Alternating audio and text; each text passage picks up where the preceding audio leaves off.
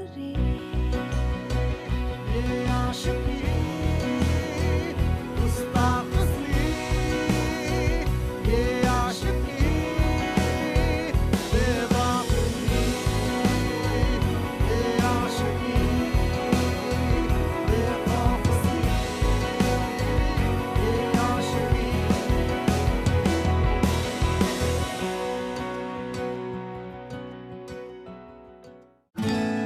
Hello everybody and welcome to yet another episode of Glamour Presents Bindas Ye Hai Aashiqui.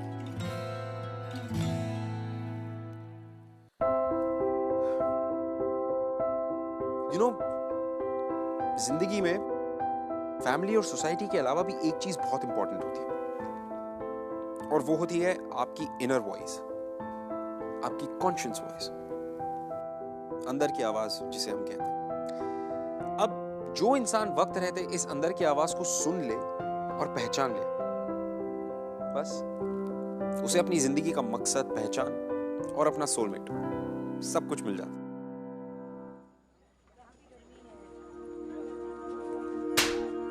अरे ये क्या कर रहे हैं आप? जवान लड़के पर सबके सामने हाथ उठा रहे हैं। फ्री में खा खा के चर्बी चढ़ गई तुम्हारे लाडले को। 2 दिन में इसकी शादी है, बराती सब ट्रेन में है, लड़की वाले जम्मू में इंतजार कर रहे हैं और तुम्हारे साहबजादे कहते हैं इनको शादी नहीं करनी। एक शरीफ दूल्हे की तरह चुपचाप अंदर जाओ, जाकर बैठ जाओ, वरना। अब बस भी कीजिए। देख बेटा, हम तेरे दुश्मन थोड़े ही हैं। लड़की बिल्कुल गाय की तरह है, सीधी और गुणी। तुझे पता है ना, तेरे पिताजी ने तेरी MBA की पढ़ाई पर कितना पैसा खर्चा किया है। अब शादी तो उनकी मर्जी की ही बनती है।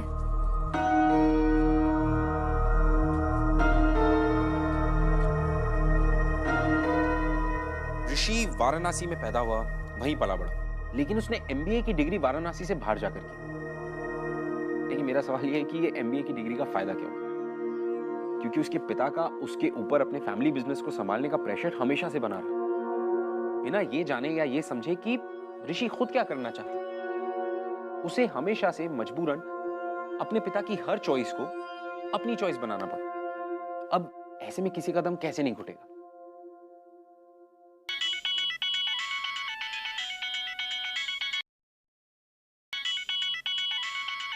अरे वाह, बहू का फोन है। उठा ले बेटा, उससे बात करेगा तो अच्छा लगेगा। चल मुझे जाने दे।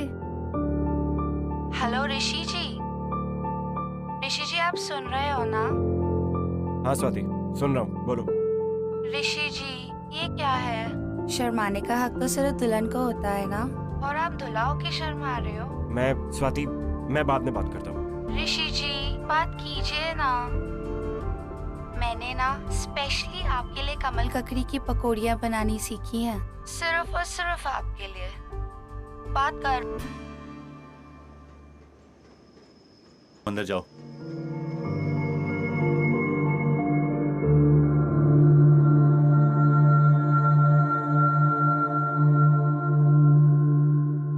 लेकिन ये जो प्यार की हवा होती है ना, ये बहुत ही अलग होती है। कब किस ट्रेन के कौन से कंपार्टमेंट या विंडो दरवाजे से आके आपसे टकरा जाए, ये आप नहीं कह सकते। और ठीक ऐसा ऋषि के साथ भी हो। जब मिली नाम का एक हवा का झोंका ट्रेन के दरवाजे पर आके टकरा गया, और बस इस हवा के झोंके ने इन दोनों की जिंदगी का रुख बिल्कुल बदल दिया।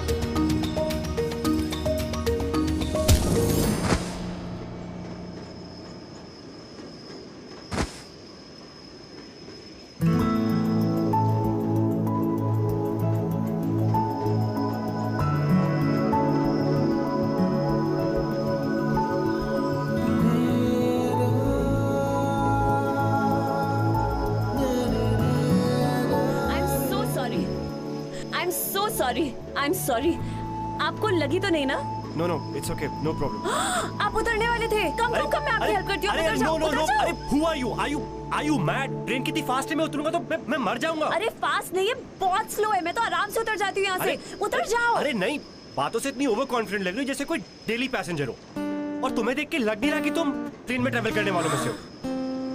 तुम मेरे कॉन्फिडेंस को फेक कह रहे हो। इसके पहले कभी आज तक ट्रेन में ट्रैवल किया है? किया है। और लास्ट टाइम जब ट्रेन में ट्रैवल किया था ना, ट्रेन का एक्सीडेंट हो गया था। कॉन्फिडेंस। चलो, what? Nice meeting you, bye.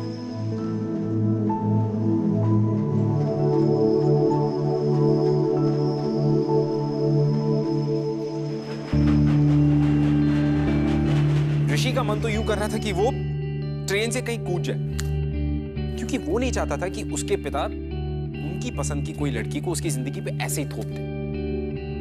और उसके डैडी समझने को तैयार ही नहीं थे कि ऋषि ने वाराणसी के बाहर ना सिर्फ एक पढ़ाई कंप्लीट की है, बट उसने एक अलग दुनिया देखी, अपने सपने देखे जिन्हें वो पूरा करना चाहता था, जो शायद उसके डैड के रहते पूरे नहीं हो सकते थे। और जिंदगी की ऐसी सिचुएशन में मिली का उसकी लाइफ में आना was nothing less than a blessing.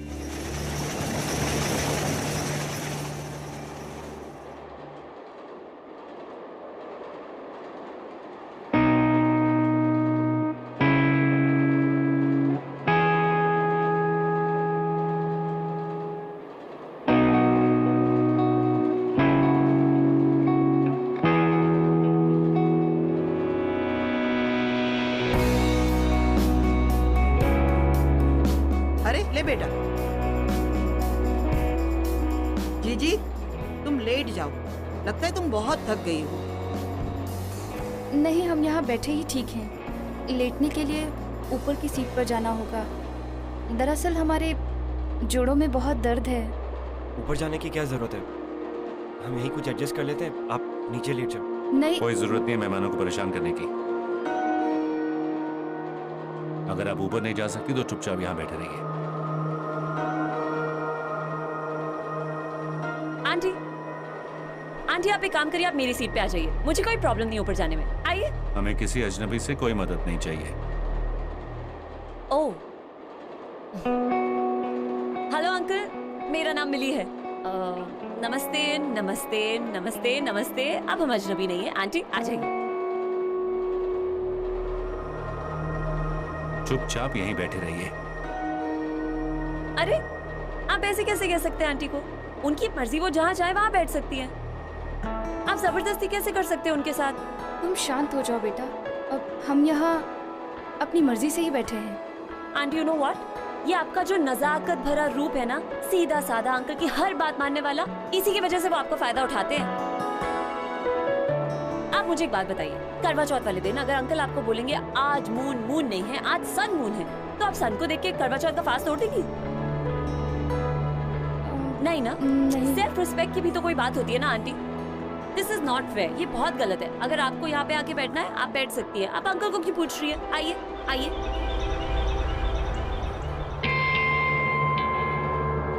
वो क्या है ना, जिसे तुम गलत समझ रही हो ना, वो हमारी परंपरा है। अपनी पति की आज्ञा का पालन करना ये हमारा धर्म है, संस्कृति है। पर तुम जैसी लड़की ये क्या समझेगी? यू आर राइट अंकल, इन सब चीजों में मेरा IQ थोड़ा कम है। Sorry aunty. फट्टू।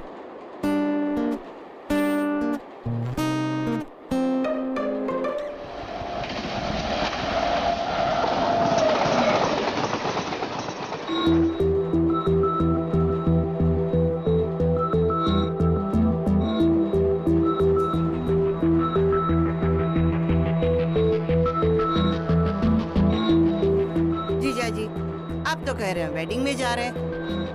तो ऋषि की वेडिंग पे तो जा रहे हैं हम। हमें तो लग रहा है हम वॉर पे जा रहे हैं।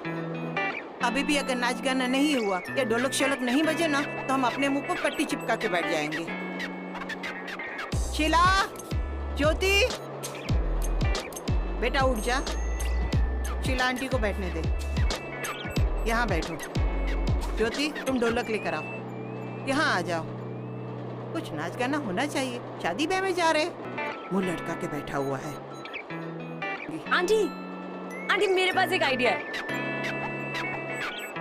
मेरे पास ना स्पीकर्स भी है और मेरे फोन पे माइंड ब्लोइंग म्यूजिक है। मैं अपने स्पीकर्स लगाऊंगी, पर एक चीज करनी पड़ेगी आप सबको। आप सबको डांस करना पड़ेगा, ओके? ये हाँ। चलो लेट्स बिगिन।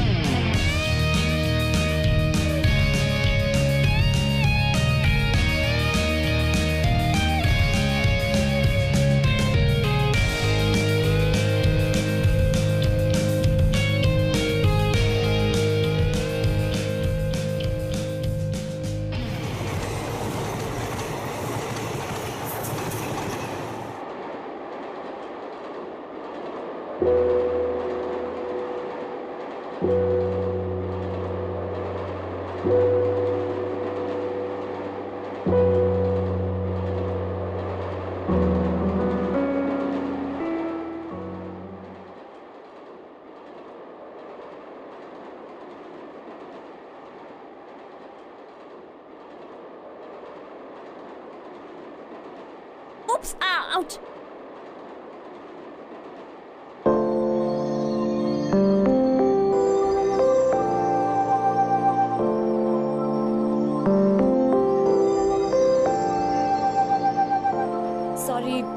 सॉरी वो बेटा संभल के।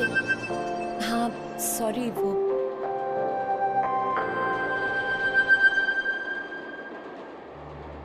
पता नहीं कैसी परवरिश मिलती है आजकल की लड़कियों को। ना कपड़े पहनने का ढंग, ना बात करने का ढंग। क्या परिवार बसाएंगी और क्या बच्चे पालेंगी।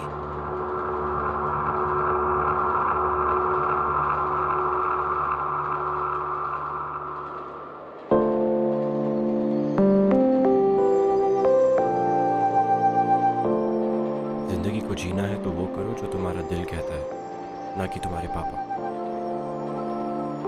और once do something for yourself. मैं बाहर तुम्हारा वेट कर रही हूँ।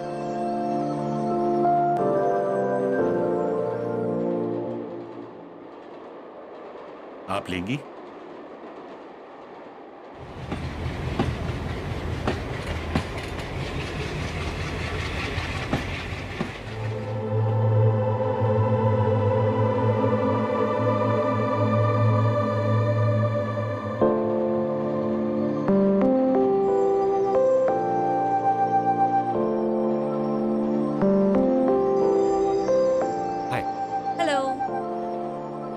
एक्चुअली थैंक्स कहने की कोई ज़रूरत नहीं है।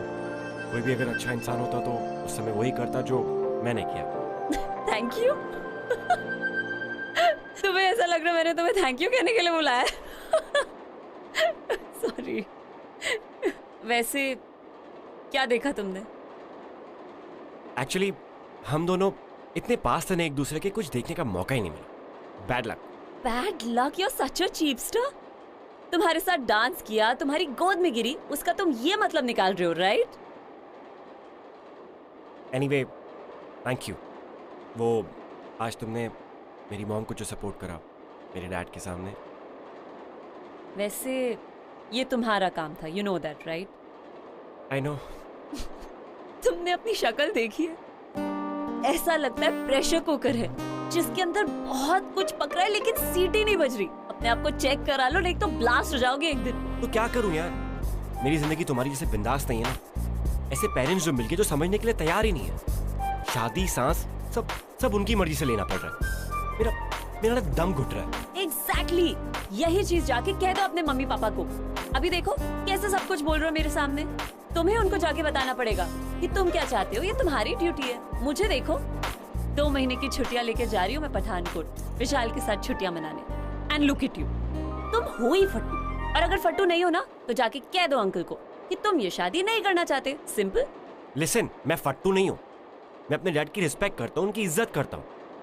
उन्होंने बहुत पैसा खर्च किया मुझ पर, मुझे बहुत पढ़ाया है। छोड़ो, तुम नहीं समझोगी। तुम्हारी लाइफ मेरे जैसी नहीं है ना।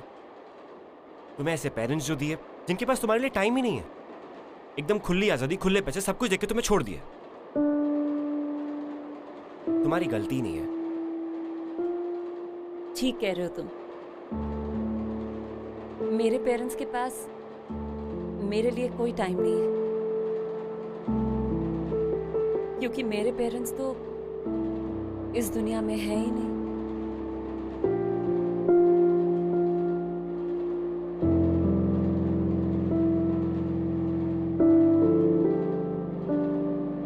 पाँच साल पहले वाराणसी के पास एक ट्रेन का एक्सीडेंट हुआ था।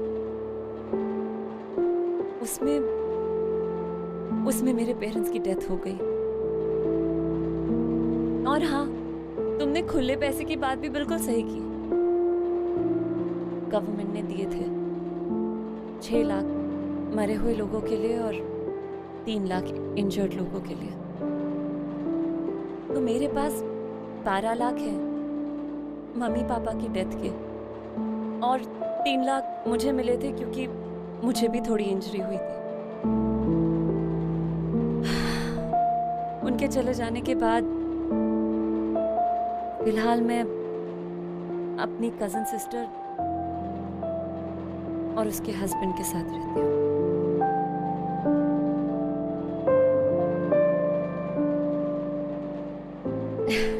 Never mind.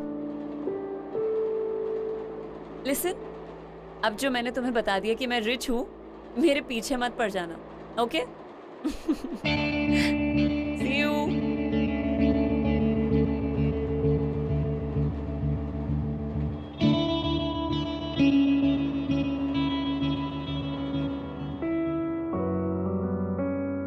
ऋषि को लगने लगा था कि उसका खुद का घर पराया जैसा है।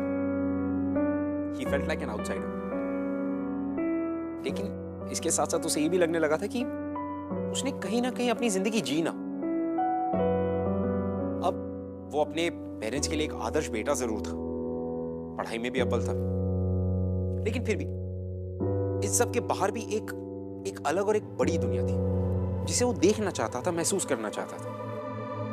और इस अलग एहसास का नाम था मिली। और फाइनली वो ऋषि से मिलने के बाद उसे भी लगने लगा था कि Rishi is the guy that she can trust, जिसके साथ वो अपनी फीलिंग्स शेयर कर सकती है। She can share her inner demons with him.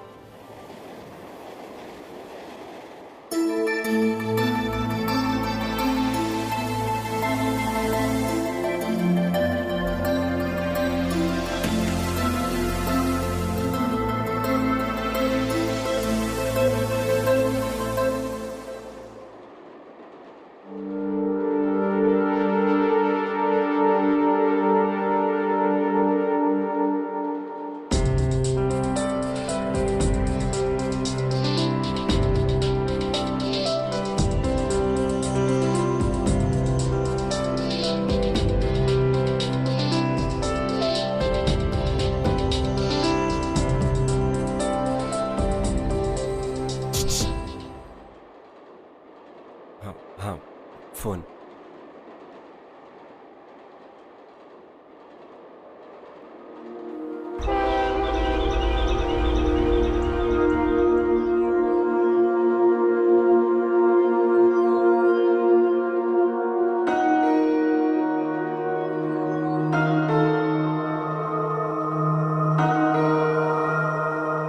तुम्हारा ध्यान कहाँ है? मेहमानों को कौन संभालेगा?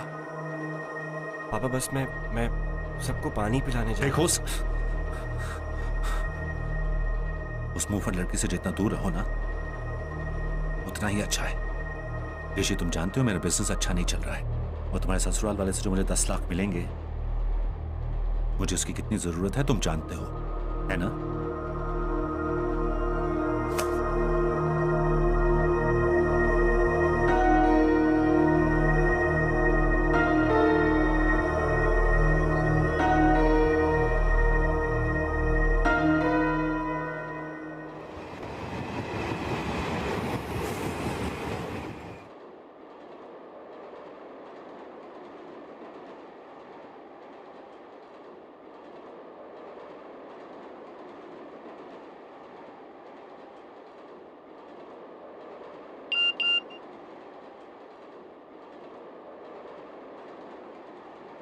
I'm really sorry. मुझे तुम्हारे पेरेंट्स के बारे में नहीं पता था. But hey, you're such a happy soul यार. तुम्हें मेरा सेल नंबर कैसे मिला? वो तुम्हारा फोन गिरा था ना, मैंने तभी चुरा लिया.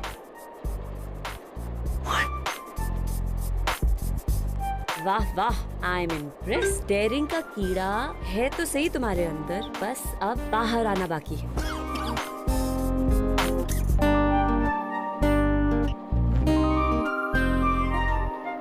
फट्टू फट्टू फट्टू फट्टू.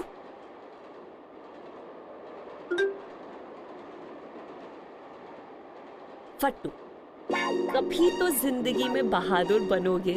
यू नो, मेरे बॉयफ्रेंड विशाल में यही एक खूबी है, उसको किसी की पड़ी नहीं है. एक दिन तो मुझे अपने रूम तक लेके चला गया था. तुम अपने बॉयफ्रेंड के साथ उसके रूम में अकेले गई थी? चीपो, डोंट गेट आइडियाज. ख्यालों में मैं उसके घर गई थी. हाँ हाँ, इसमें क्या है? ऐसे तो ख्यालों में मैंने बड़े बड़े कांड कर रखे हैं. वैसे तुम लोग मिले कैसे थे? अभी हम मिले ही कहाँ हैं, इसीलिए तो उससे मिलने जा रही हूँ. तुम आज तक उससे मिली नहीं, पहली बार मिलने जा रही हो? You are mad.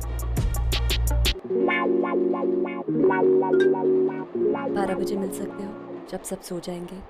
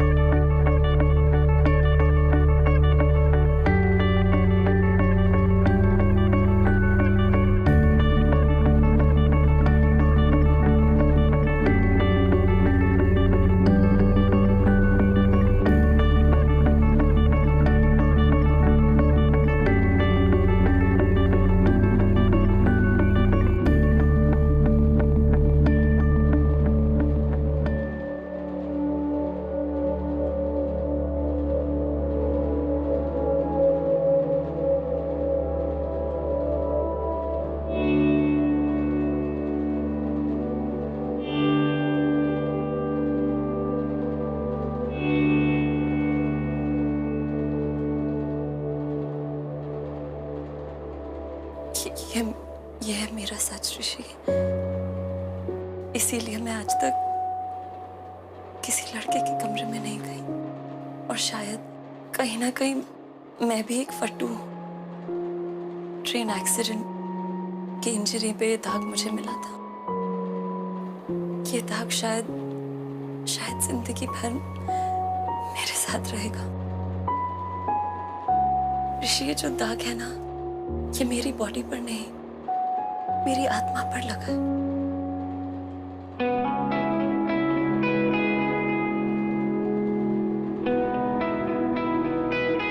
Mummy papa के गुजर जाने के बाद मैंने ही खुद को पाल पोस के बड़ा किया है. कभी कभी खुद ही पापा की तरह डांट देती थी अपने आप को, या मम्मी की तरह पैम्पर करती थी. दुनिया ने ना हमेशा मुझे यूजलेस समझा, या मुझे हैंडीकैप समझ के हमेशा ऐसा सोचा कि मैं जिंदगी की रेस में आगे बढ़ ही नहीं सकती, कुछ नहीं कर सकती. पिछले 1 साल से रेंटेड अपार्टमेंट में अकेले रह रही हूँ. एक्सीडेंट के बाद मैं अपनी कजिन के साथ रहती थी. जिस दिन गवर्नमेंट ने कॉम्पेंसेशन भेजा ना, उस दिन मेरे जीजा जी बिल्कुल बदल गए. उनकी नजर सिर्फ और सिर्फ मेरे पैसों पर थी, जो वो अपने इलेक्शन कैंपेन के लिए यूज करना चाहते थे. इसीलिए मैंने घर छोड़ दिया. तब से भाग रही हूं मैं. तब से मैं उनसे भाग रही हूँ और वो मेरे पीछे पड़े हुए हैं। इसीलिए जा रही हूँ विशाल के पास।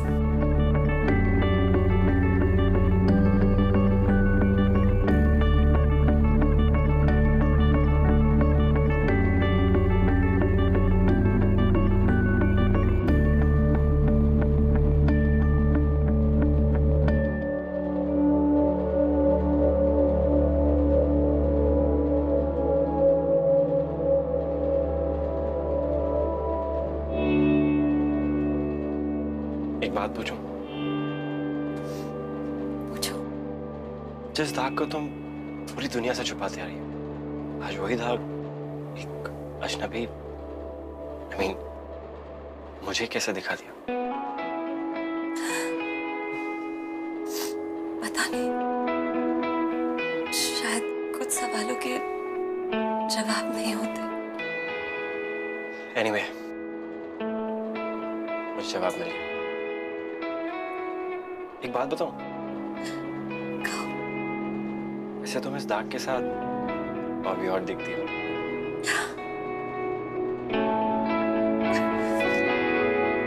जी।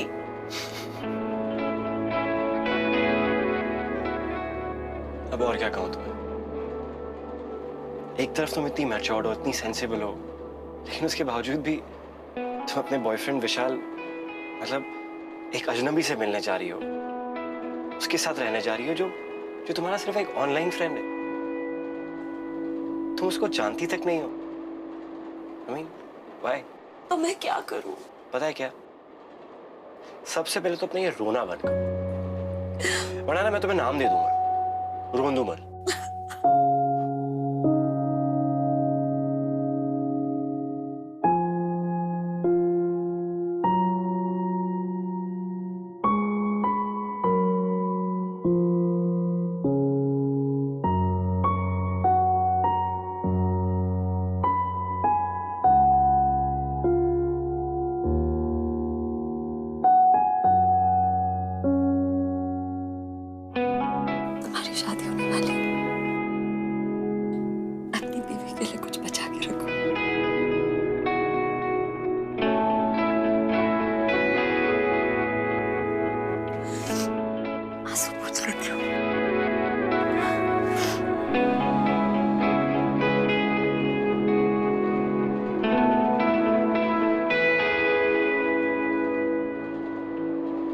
कैसी हैं आप साली साहिबा?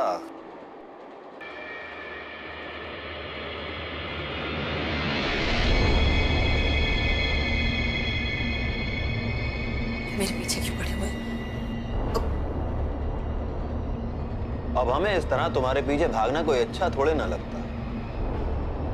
क्या करूं? तुम हो सोने का चिड़िया। अगर हम आजाद कर देंगे कोई दूसरा बहेलिया तुम्हें अपने पिंजड़े में कैद कर ले।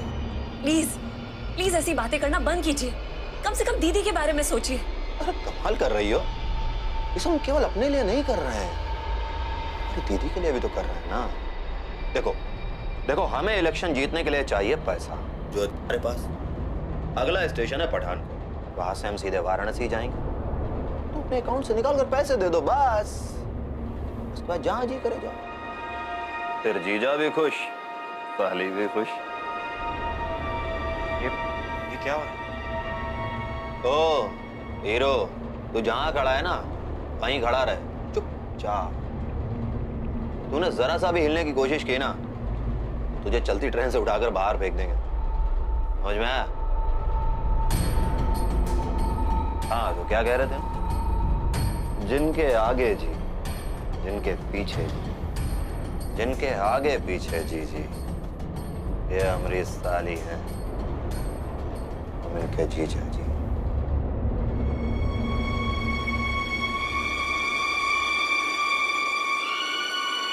छोड़िए मेरा हाथ। आओ। छोड़िए। साहबजादी घर पे बिना छोड़िए बताए मुझे। चली आई। छोड़िए मुझे, आप मेरे साथ जबरदस्ती। चुपचाप चलो, जब से ट्रेन चली तब से ढूंढ रहा हूँ तुम्हें। छोड़िए छोड़िए, सामान पैक करो अपना। समझ में आया? आप मेरे साथ जबरदस्ती नहीं कर सकते। बिल्कुल चुप, कुछ सुनना नहीं चाहते हैं। क्या किया है सरप्री लड़की ने? अब क्या बताएं भाई साहब, आजकल का लड़के अपने हिसाब से ही सारा काम करते हैं। घर से भाग के आई हैं। मुझे तो पहली नजर में ही लगा था कि कुछ गड़बड़ है। ना कपड़े पहनने का ढंग, ना बात करने की तमीज। भाई साहब एक बात बताऊं, लड़कियों को इतनी ढील नहीं देनी चाहिए। बिल्कुल ठीक कह रहे हैं आप, थोड़ा लगाम तो कसना पड़ेगा इनका। भाई साहब ये बनारस की लड़कियां तो बड़ी तमीजदार होती हैं। ऐसी बेशरम लड़की मैंने पहली बार देखी है जिंदगी में। अंकल आप ऐसा क्यों बोल रहे हैं? बिल्कुल चुप, चुपचाप बिल्कुल तमीज से पेश आओ, वरना हम बदतमीजी पे उतर आऊंगा।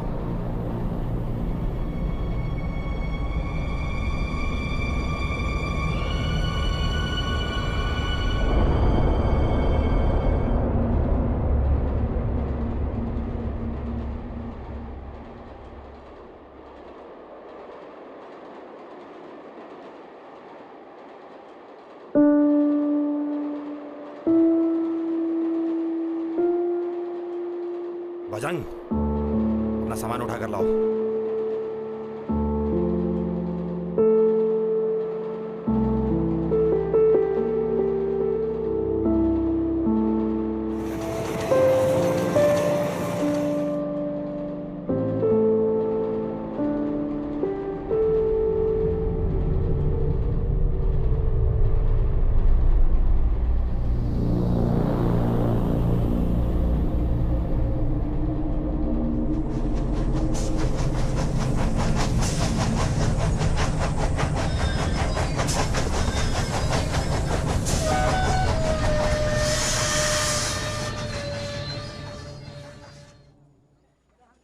छोड़िए मुझे, मैं आपके साथ नहीं जाऊंगी।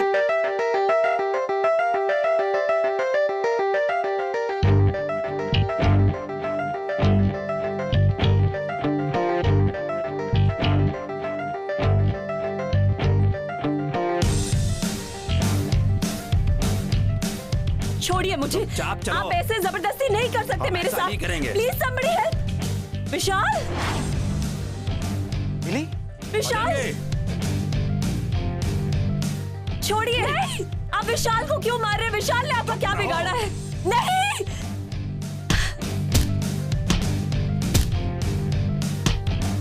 छोड़िए मुझे, मुझे विशाल के पास जाना है। somebody help, please somebody।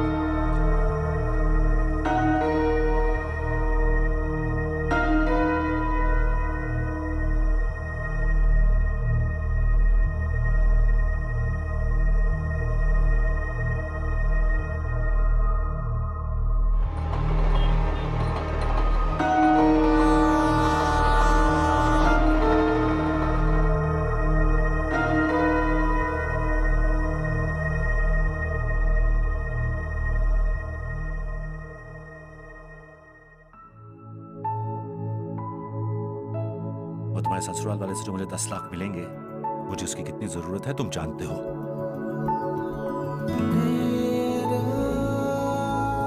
तुम हो ही फट्टू, और अगर फट्टू नहीं हो ना तो जाके कह दो अंकल को कि तुम ये शादी नहीं करना चाहते। सिंपल।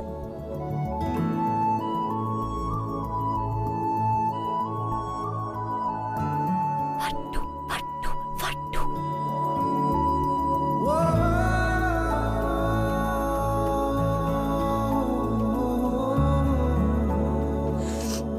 आंसू पूछ लेती हूँ।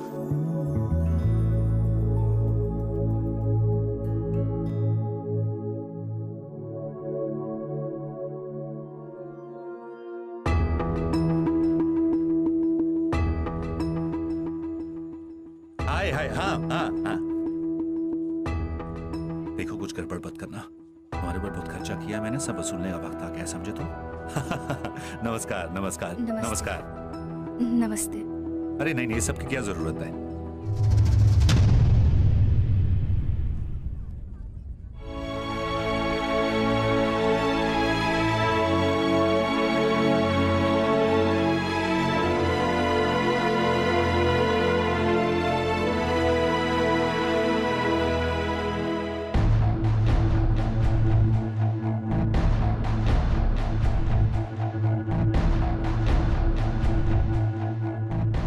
I am sorry.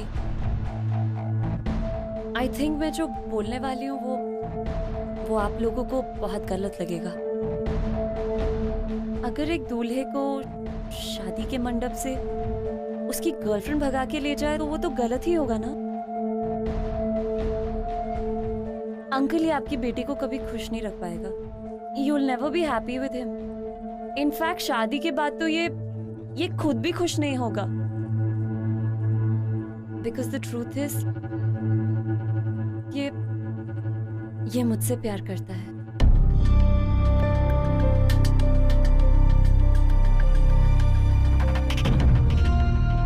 Sorry। चलिए। देखिए बिल्कुल सच, प्लीज।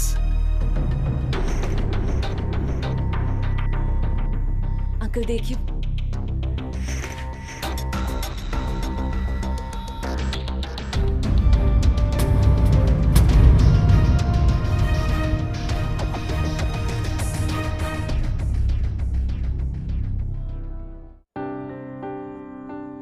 बस पापा बस, बहुत हो गया। आपकी खुशी के चक्कर में हम सब लोग दुखी हैं। आपको दिखाई नहीं देता क्या पापा? आपने हमेशा जैसा चाहा, जो चाहा मैंने किया, क्योंकि मैं उसमें खुश था। मैं वो सब करना चाहता था। नहीं पापा, इसलिए किया क्योंकि आप चाहते थे। मम्मी ने भी चुपचाप वही किया जैसा जैसा आप चाहते थे, लेकिन आपने उनकी इतनी सी भी परवाह नहीं की। कहीं पे भी किसी के भी सामने उनकी बेइज्जती की। अब और क्या चाहते हैं पापा? हम क्या जान दे दे, अपनी मर जाए? बस यही तो बाकी है ना। बेटा चुप हो जा। आज मैंने फैसला कर लिया कि मैं एमएनसी में काम करूंगा और उसी से शादी करूंगा जिससे मैं प्यार करता हूं। मैं पापा को उनके बिजनेस के लिए खुद को बेचने नहीं दूंगा। ये मेरा फैसला है। अंकल ये आपके बेटे की खुशियों का सवाल है, उसकी जिंदगी का सवाल है। आपको अपने बिजनेस के लिए पैसे चाहिए ना अंकल, आप मुझसे ले लीजिए, मेरे पास है पैसे। मैं अभी आपको चेक साइन करके दे देती हूँ। अंकल प्लीज इसकी लाइफ के साथ कॉम्प्रोमाइज मत कीजिए। मैं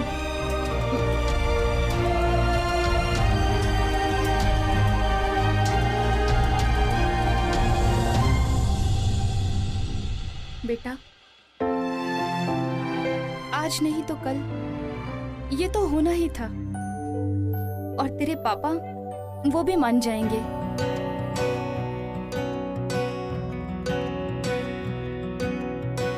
बेशर्मियां बर्बादियां है इश्क की शैतानियां, ये फितूर जो सर पे तुम्हारा वो भाग गया। वो विशाल ना भाग गया।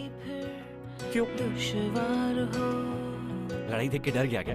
नहीं, मेरा स्कार देख के डर गया। कोई फर्क इसे बूझे ना, ये हरारतें उतरे नहीं।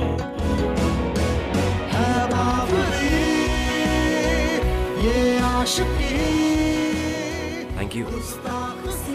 बाय द वे, क्या तुम मुझे खुश रख पाओगी? Excuse me, what do you mean? क्या मैं तुम्हें खुश रख पाऊंगी? तुम्हें पता है 4 दिन हुए नहीं है तुम्हें मुझे मिले हुए, और तुम वही कर रहे हो जो तुम हमेशा से करना चाहते थे। तो तुम्हें लग रहा है कि इस वक्त मैं तुम्हारी वजह से खुश हूँ? नहीं, मेरी वजह से नहीं, पर हाँ, इनडायरेक्टली तुम मेरी वजह से खुश हो।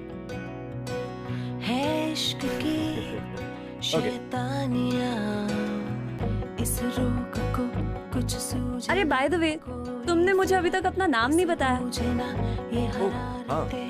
Anyway, hi, my name is Rishi Mishra. Mili Bhatnagar.